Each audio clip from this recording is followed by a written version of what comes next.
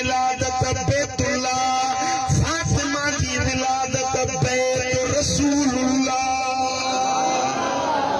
Vote अल्लाह के घर में जाओ, द्वार रसूलुल्लाह के घर में जाई।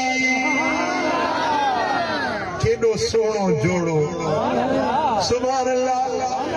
हजरत अनस बिन मालिक को चवे असा के सच मिलो बीबी फातिमा की शादी अली साफे थी, असा के सच मिलो उन काज में असी शरीक थिया।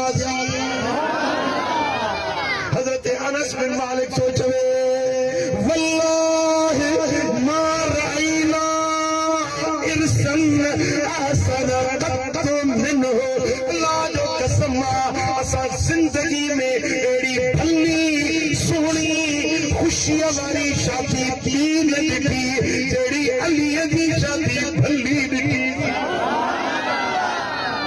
घोट घोट क्वार क्वार, सुभान अल्लाह। मुंहिंजा दोस्तो हजरत अनस फरमायो त असां जहिड़ा हिकिड़ी रज़ाई विछाई वई जंहिंमें खजीअ जा तांदूरा भरियल हुया, दस्तरखान लॻायो वियो। उन दस्तरखान ते जवन जी मानी हुई, पनीर हुयो, गोश्त हुयो, उहो उन ते दस्तरखान ते लॻायो वियो। सॾु कयो वियो अचो अलीअ जो वलीमो अची खाओ। उन शादीअ में दूल न हुयो, भुकड़ न हुयो, गायण वॼाइण न हुयो, ईया न हुया, ईच न हुया।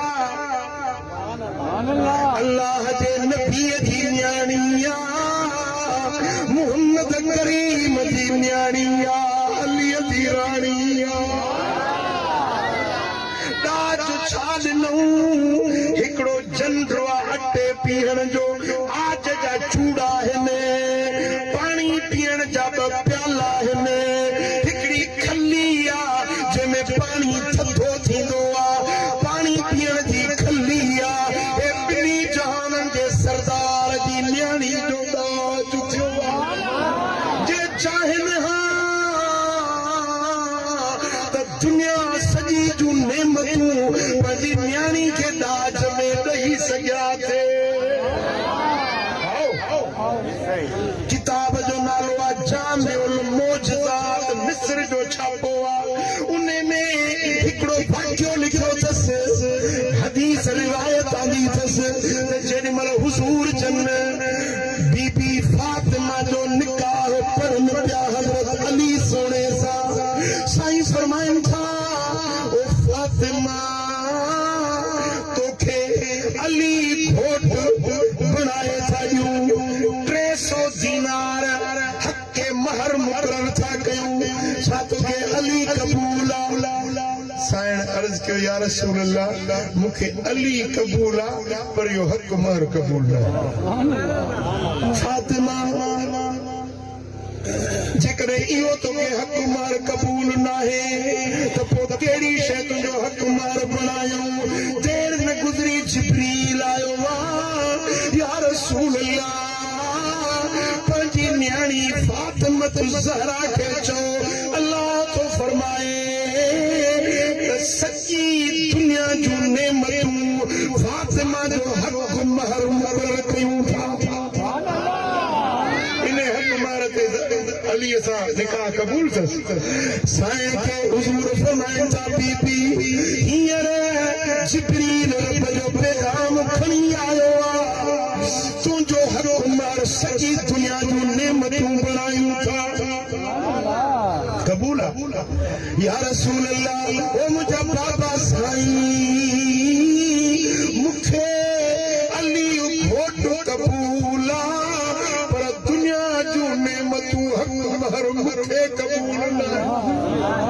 वरी जिब्रील आयो आहे, या रसूल अल्लाह जन्नत जूं नेमतूं, जन्नत जूं हूरूं कसूरूं माड़ियूं बाग बंगला हड़ई खातून जन्नत जो हक़ महर तो बणायूं, चो पुछोसि इहा ॻाल्हि क़बूल आहे? साईं फरमाइनि था ओ न्याणी